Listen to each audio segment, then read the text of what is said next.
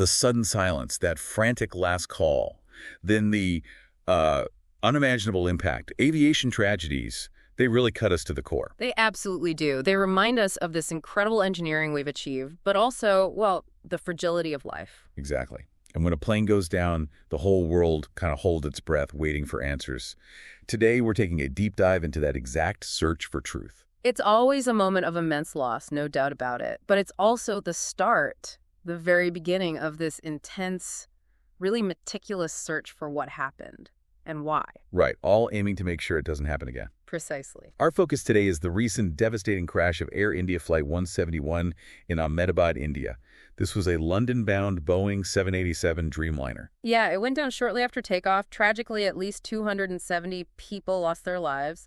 There was, amazingly, one survivor. Just one. It's hard to even comprehend. So our mission in this deep dive is to unpack what we know so far from the sources. We want to give you the key nuggets about the initial findings, this really complex, multi-layered global investigation that's now underway. And also touch on some maybe surprising facts about how the world actually responds when a plane goes down, the protocols involved. Let's start right at the beginning, the immediate aftermath. Flight 171, a 787 Dreamliner, takes off from Ahmedabad. It barely gets off the ground, really. Only reached about 625 feet altitude. That's incredibly low. And just 50 seconds into the flight, they issue a mayday call. Then silence. All data transmission just stopped. And the crash site itself, devastating. It hit a medical college, hostel, a densely populated area. So fatalities on the ground, too, compounding the tragedy. Just awful. In that chaos, though, investigators are immediately looking for clues for that first big lead. And with Air India 171, they found something pretty startling quite early on, didn't they? They did. It seems the aircraft's emergency power system, the ram air turbine, or RAT, was likely active. Okay, let's unpack that. The RAT.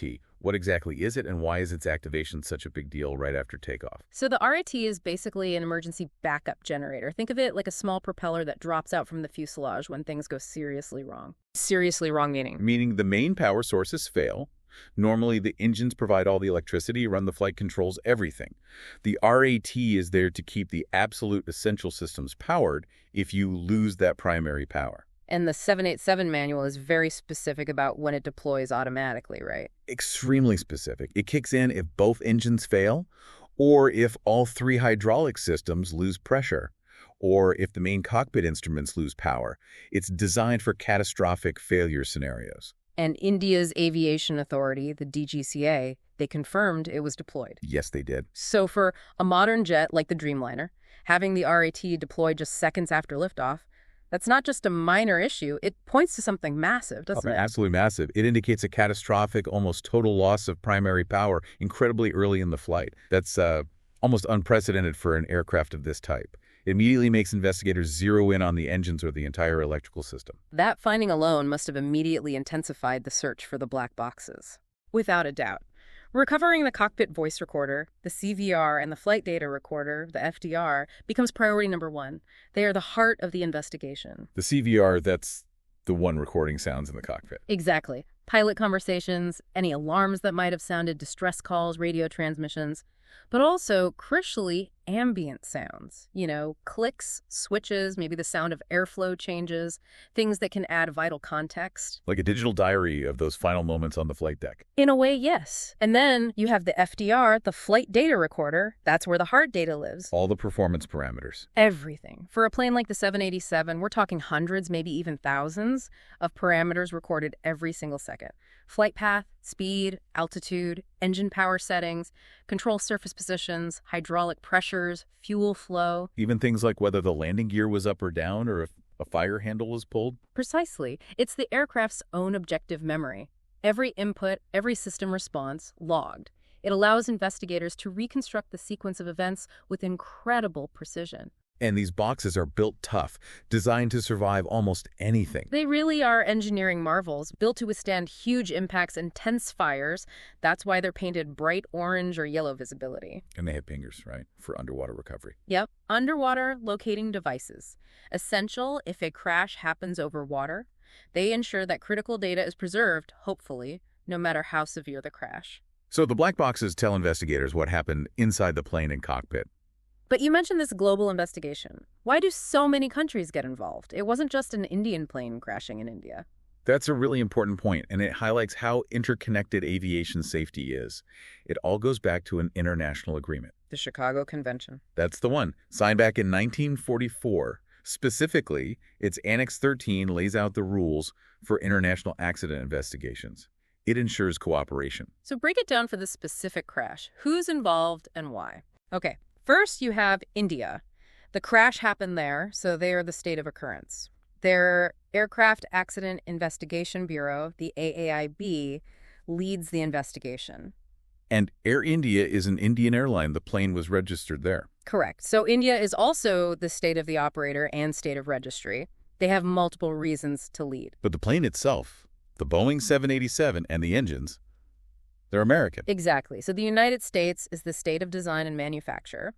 That gives U.S. agencies the right to participate. We're talking the NTSB, the National Transportation Safety Board, and the FAA, the Federal Aviation Administration. And Boeing sends its own people, too. Yes. Boeing's experts join the NTSB team. They have the deepest knowledge of the aircraft systems. And there were many British passengers on board, sadly. Right. 53 British nationals died.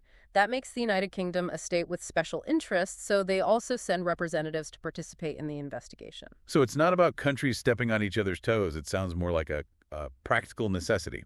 It absolutely is. It's about pooling expertise, ensuring a thorough, technically sound investigation. A safety lesson learned from a crash in India can genuinely prevent another one somewhere else entirely. It's global cooperation for safety. That makes sense. Okay, so these international teams are on the ground. They have the black boxes, hopefully. What happens next? The investigation goes way beyond those recorders, right? Oh, absolutely. Decoding the boxes is crucial, but it's just one part of a much larger forensic effort. What does that involve on the ground? Sifting through wreckage. Meticulously. Every single piece of wreckage can hold a clue. Scorched cables, damaged engine turbine blades, even tiny nuts and bolts. It's like forensic archaeology, really, trying to piece together what happened from the fragments. You mentioned engine blades. How can looking at a damaged engine tell you if it was running at impact? That's a critical analysis. Metal fractures differently depending on the forces involved. A turbine blade spinning at thousands of RPM will break in a very different way than one that's stationary or just windmilling. Ah, okay. So the fracture patterns themselves are evidence. Precisely. If the analysis shows the engines likely weren't producing power at impact, well, then the focus shifts dramatically towards why they weren't. What happened in the cockpit? What happened with the fuel system? Speaking of fuel, they check that too. Exhaustively. Fuel filters, fuel lines, control valves. Any residual fuel samples are carefully examined for contamination or any anomalies, systematically ruling things out. And beyond the physical bits and pieces, there's the whole operational side, the human factors. Definitely. Yeah. Investigators dive deep into the aircraft's maintenance logs, looking for any history of faults, repeated issues. They also look at ACARS data. What's ACARS again? It's the Aircraft Communications Addressing and Reporting System. It automatically sends short messages, like system status updates, from the plane to the airline and manufacturer during flight. So potentially more real-time data? Potentially, yes. And you mentioned maintenance logs. That's where a really key detail emerged for this flight. What was that? The crashed aircraft's right engine, it had been overhauled and installed quite recently, just back in March 2025. Wow. Okay, so that recent overhaul becomes a major focus point immediately. Absolutely. Every step of that maintenance process will be under intense scrutiny. Who did the work? What parts were used? Was it tested properly? And then there's the crew themselves, their history, their training. Yes, a deep dive there too. Pilot licenses, training records, how they performed in simulators, especially during engine failure drills. Any remarks from instructors? They look at recent flight history too, for the plane and the crew. They do, looking for any patterns, any unusual occurrences in the weeks or months leading up to the crash, building that complete picture. So putting all this together, Yeah. It seems like figuring out what happened might come relatively quickly, but the why takes much, much longer. That's generally true. You might get a preliminary report within, say, 30 days outlining initial findings. India's committee is aiming for 3 months for that preliminary report here. But the full final report, That takes time. Complex investigations, like the ones the NTSB handles, can easily take 2, sometimes 3 years. Unraveling the why requires painstaking analysis of all that data and evidence. And technology is playing a bigger role now too, isn't it? AI. It is. Increasingly, AI tools can help sift through the massive amounts of data from the FDR, for example, looking for patterns, anomalies that human analysts might miss initially, predictive modeling too. But it doesn't replace the human experts. Not at all. It's a tool to assist, to enhance the analysis. Human oversight, human judgment, understanding the context, that remains absolutely essential for drawing accurate conclusions. That detailed approach, that diligence, it really is the cornerstone of aviation safety. And speaking of diligence, India's regulator, the DGCA, they moved pretty quickly regarding Air India's wider fleet after the crash. They did. They launched enhanced surveillance on Air India's entire fleet of 33 Boeing 787 Dreamliners. That's a standard proactive safety measure. And what did that initial surveillance find? Anything about the Dreamliner model itself? Interestingly, the DGCA stated that their surveillance did not reveal any major safety concerns regarding the overall Boeing 787 fleet itself. That's quite significant. So it suggests the issue might be more localized, not a fundamental design flaw across all 787s. That seems to be the initial indication, yes. However, they did flag concerns specifically about recent maintenance-related issues at Air India. Okay, so not the plane type per se, but perhaps procedures or practices within the airline's maintenance operations. That appears to be the focus. The DGCA issued directives telling Air India to strengthen internal coordination between departments like engineering, operations, ground handling. They stressed ensuring adequate spare parts, strictly following regulations. And improving how they report defects. Yes, pushing for a more systematic, real-time defect reporting system. It's all about tightening up those internal processes. Have they finished checking all the planes? Well, as of the latest reports, 24 of the 33 Dreamliners had completed these enhanced safety checks, but 6 aircraft were grounded for further, more detailed technical inspections. So the scrutiny continues. It really shows the layers involved, the immediate crash investigation, the broader fleet checks, the focus on maintenance. It's all interconnected. Every detail, every maintenance record, every fragment of wreckage will be examined meticulously to understand what went wrong with Flight 171. You know, this whole deep dive into the Air India 171 investigation, it really goes beyond just this one incredibly tragic event. It feels like a testament to this ongoing global commitment to learn from accidents and prevent future ones. It truly is. The silent, often lengthy diligence of these investigators is what ultimately protects every single person who steps onto a plane. So maybe something for you to reflect on. Think about how every single safety advancement we take for granted in air travel, the black box itself, sophisticated analysis techniques, maybe even AI soon.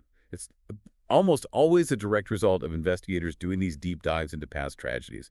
What specific lessons, what insights will this particular tragedy offer for the future of flight? And how will the unseen work of these investigators continue to shape the safety protocols that protect all our journeys?